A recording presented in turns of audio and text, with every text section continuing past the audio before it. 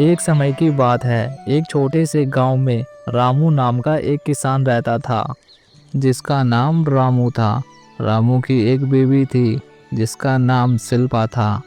रामू का कोई बड़ा परिवार नहीं था। रामू और रामू की पत्नी दोनों खुशी खुशी रहा करते थे। चलो शिल्पा, खाना तो मैंने खा लिया। खाना तो तुमने बहुत अच्छा बनाया था आज। अब मुझको जाना होगा खेतों में। खेतों में आज बहुत काम है मुझको। मुझे अपने खेतों की सिंचाई करनी है। कभी भी वर्षा हो सकती है। वर्षा होने से पहले ही मुझको अपने खेतों में बीज बोने होंगे। बस भगवान की दुआ हम पर बनी रहे शिल्पा। इस साल हमारे खेतों की धान लहराने लगे। चलो चलता हूँ अब मैं। ख्याल रखना अपना तुम।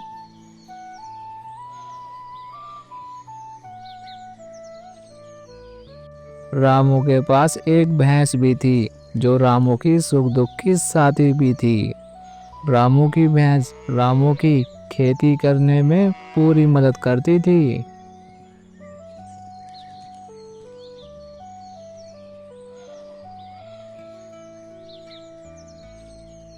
सही समय पर भैंसिया हमने खेत की जुताई कर दी। एक बार बस हमारे खेतों में बारिश हो जाए, फिर देखना भैंसिया, हमारे खेतों में धान लहराएगी। और इस साल आमदनी भी बहुत अच्छी होगी भैंसिया। और फिर मैं उन्हीं पैसों से तेरे लिए ढेर सारा चारा लेकर आऊंगा। बहुत मेहनती है मेरी भैंसिया भी। अगर तू मेरे साथ ना होती भैंसिया, तो इस खेत को जोत पाना तो मेरे बस की नहीं है। तू साथ है भैंसिया, तभी मेरा परिवार भी खुशी खुशी जीवन अपना व्यतीत कर रहा है। चल अब घर चलते हैं। रात हो जाती है। चारों तरफ बादलों की कड़कड़ाहट की आवाजें आ रही थी। रामू आज खेती कर कर काफ़ी ज़्यादा थका हुआ था, जिसके कारण रामू को बहुत गहरी नींद आ जाती है और रामू की पत्नी सो जाते हैं। तभी अचानक एक भूखी लोमड़ी जंगल से भटकते भटकते भूख की तलाश में गांव में घुस जाती है और भोजन की तलाश में इधर से उधर देखती हुई आगे बढ़ती है। तभी लोमड़ी को रामू की भैंस दिखाई दी। तभी लोमड़ी फौरन रामू के भैंस के पास चली जाती है। लोमड़ी भैंस के पास पहुंचकर मन ही मन सोचती है, इतनी मोटी और इतनी बड़ी भैंस, इसका शिकार तो मुझे करना होगा। अगर मैंने इसका शिकार कर लिया तो महीनों भर मुझको शिकार करने की जरूरत नहीं पड़ेगी। कितने मोटे मोटे पैर है इसके, मजा आ जाएगा इस भैंस को खाकर। तो इस भैंस को फंसाना होगा मुझे अपनी चाल भरी बातों में। लोमड़ी मन ही मन एक तरकीब सोचकर भैंस से बोलती है, ओ भैंस बहन, तुम यहाँ बैठे बैठे सुस्ता रही हो? तुम्हें किसी ने बताया नहीं क्या? गांव के उस पार जो जंगल है, उस जंगल में सभी जानवरों ने मिलकर एक बहुत बड़ी पार्टी रखी है। खाने में बहुत सारी मीठी मीठी हरी हरी घास मिलेगी और ढेर सारे फल फ्रूट, गोभी पत्ता, जितनी भी चीजें हैं हरी हरी, वो सब मिलेगी तुमको। वो तो शुक्र बनाओ भैंस, मैं भी पार्टी में ही जा रहा हूँ। वो तो मैंने देख लिया तुमको, नहीं तो तुम यहीं लेटी लेटी सुस्ताती रह जाती और पार्टी खत्म भी हो जाती। अब समय मत गवाओ, चलो मेरे साथ। हम दोनों मिलकर ढेर सारी घास खाएंगे। भैंस लोमड़ी की चुपड़ी चुपड़ी बातों में आ जाती है और हरी हरी मीठी मीठी घास का नाम सुनते ही उठकर खड़ी हो जाती है लोमड़ी के साथ चलने के लिए।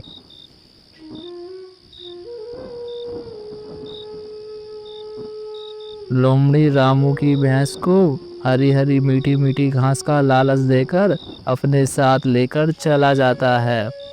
और इधर रामू गहरी नींद में अपनी पत्नी शीतल के साथ सो ही रहा था कि तभी अचानक एक चूहा रामू की चारपाई पर चढ़ जाता है और रामू के इधर उधर उछल कूद करने लग जाता है, जिसकी वजह से रामू की नींद टूट जाती है।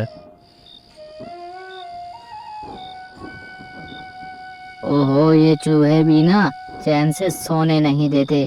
दिन भर तो मैं खेतों में काम करता हूँ, जिसकी वजह से काफी ज्यादा थकान हो जाती है। रात में 2 पल के लिए आराम करने जाता ही हूँ, ये चूहे परेशान करके रख देते हैं, सोने भी नहीं देते।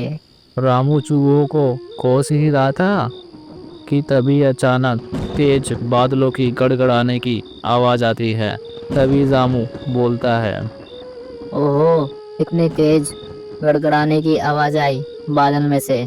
लगता है बहुत तेज बारिश होने वाली है, कभी भी बारिश आ सकती है। अरे हाँ, मेरी भैंस तो बाहर ऐसे ही सो रही है, उसको ठंड लग रही होगी। एक काम करता हूँ, अपनी भैंस को मैं घर के अंदर ले आता हूँ। मेरी भैंस बेचारी, वो भी कितनी ठगी होगी। मेरी भैंस ने भी खेतों में बहुत काम किया है। अगर बारिश से भीग गई मेरी भैंस तो तबीयत खराब हो सकती है मेरी भैंस की। उसको मैं घर के अंदर ले आता हूँ। ये सोचकर रामू अपनी भैंस को अंदर लाने के लिए घर से बाहर जाता है और अपनी भैंस को घर के बाहर ना देखकर रामू बहुत ज़्यादा चौंक जाता है। अरे यही तो थी मेरी भैंस, कहाँ चली गई? कहीं मेरी भैंस भूले भटक कर गांव से बाहर तो नहीं चली गई जंगल की ओर? अगर ऐसा हुआ तो मेरी भैंस को जंगली जानवर मारकर खा जाएंगे। मुझे अपनी भैंस को ढूंढना चाहिए। ये सब सोचकर रामू अपनी भैंस को ढूंढने के लिए निकल ही रहा होता है कि तभी बहुत तेज बारिश होना शुरू हो जाती है। अरे यार, ये क्या? बारिश को भी अभी होना था। ये तो बहुत तेज बारिश हो रही है। मैं क्या करूं? मुझे तो चिंता हो रही है अपनी भैंस की। मुझको निकलना होगा बारिश में ही। मेरी भैंस की जान खतरे में हो सकती है। मुझे अपनी भैंस को बचाना होगा। इतना सोचकर रामू अपनी भैंस को ढूंढने के लिए बारिश में ही निकल जाता है।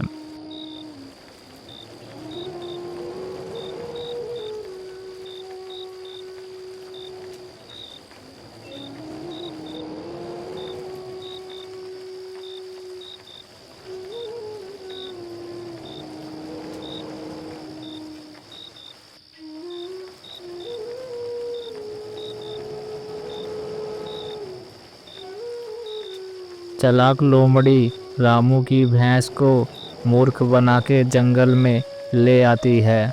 बहुत तेज बारिश हो रही थी, जिसके कारण जंगल में पानी ही पानी भर जाता है।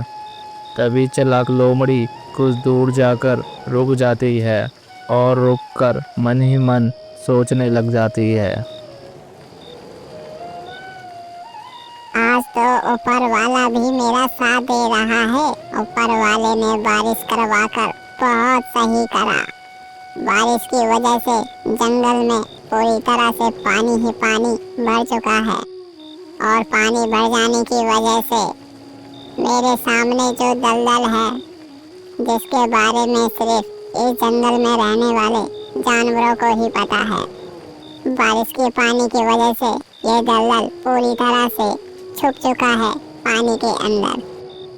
अब मैं इस मूर्ख भैंस को इस दलदल में फंसा दूंगी और जब ये मूर्ख भैंस मेरे झांसे में आकर इस दलदल में फंस जाएगी, तब मैं इस भैंस को सही मौका देखकर अपने नुकीले नुकीले दांतों से मार गिराऊंगी और भैंस के बड़े बड़े मांस का आनंद ले लेके खाऊंगी।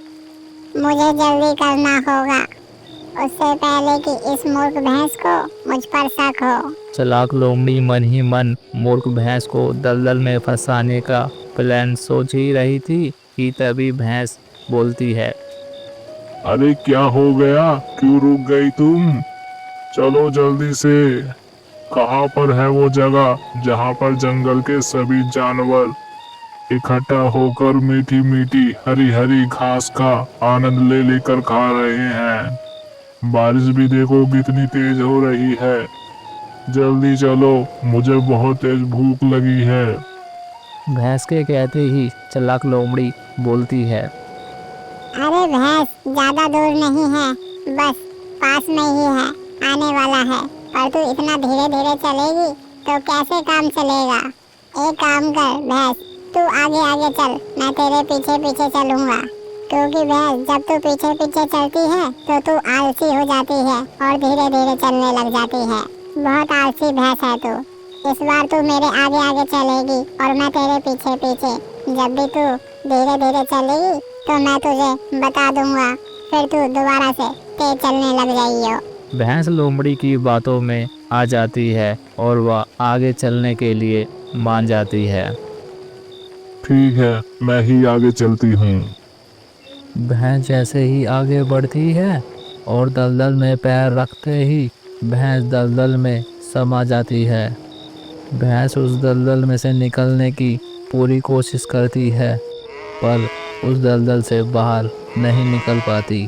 दलदल में फंसते ही भैंस समझ जाती है कि इस चालाक लोमड़ी ने मुझको मूर्ख बनाया है।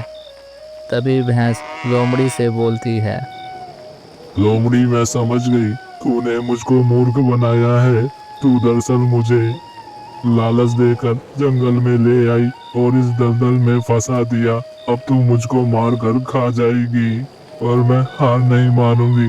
जब तक मैं जिंदा हूँ, मैं इस दलदल से निकलने की पूरी कोशिश करूंगी। भैंस मदद की गुहार लगाती है और जोर जोर से गुर्राने लग जाती है। मौके का फायदा देख लोमड़ी भी भैंस पर हमला कर देती है और लोमड़ी भैंस को नोच नोच कर खाने लग जाती है।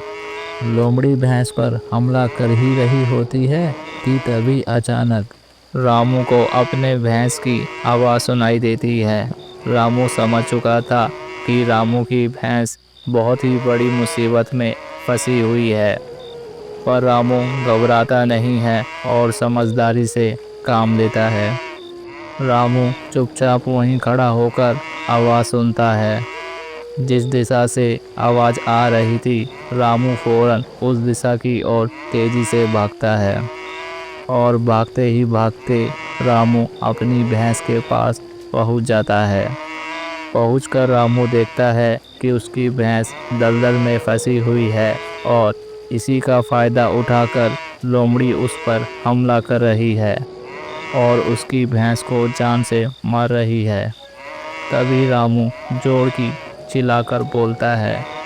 अरे ओ लोमड़ी, यहाँ से चली जा, छोड़ दे मेरी भैंस को, नहीं तो मैं तुझे मार डालूंगा। रामू के कहते ही लोमड़ी हमला करना बंद कर देती है, क्योंकि लोमड़ी को अच्छे से पता था इंसान बहुत ही बुद्धिमान होते हैं, उनके आगे अच्छे से अच्छा ताकतवर भी हार मान लेता है। इसीलिए लोमड़ी समझदारी से काम लेती है और अपनी जान बचाकर वहाँ से भाग जाती है। लेकिन मुसीबत अभी टली नहीं थी। रामू की भैंस दलदल में तेज़ी से धंसती ही जा रही थी। रामू ये नज़ारा देख बहुत ही ज़्यादा घबराया हुआ था, लेकिन रामू बहुत ही बुद्धिमान था। तभी रामू के दिमाग में एक तरकीब सूझी। रामू फौरन पलटा और तेज़ी से भागता है।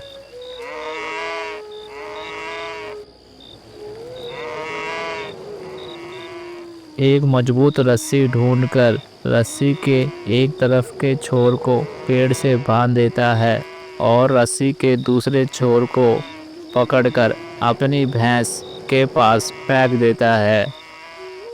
अपनी तरफ आती हुई रस्सी को देखकर भैंस समझ जाती है कि उसका मालिक रस्सी को पकड़ने के लिए बोल रहा है। तभी भैंस अपने मजबूत दांत से पकड़ लेती है और रस्सी को पकड़कर बाहर आने की कोशिश करती है और देखते ही देखते भैंस रस्सी को पकड़कर आखिरकार उस दलदल से बाहर निकल आती है।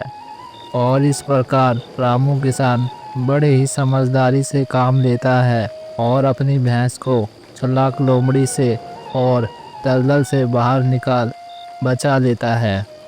तो प्यारे बच्चों, अगर आपको कहानी पसंद आई तो चैनल को लाइक एंड सब्सक्राइब और साथ में बेल आइकन दबाना ना भूलें।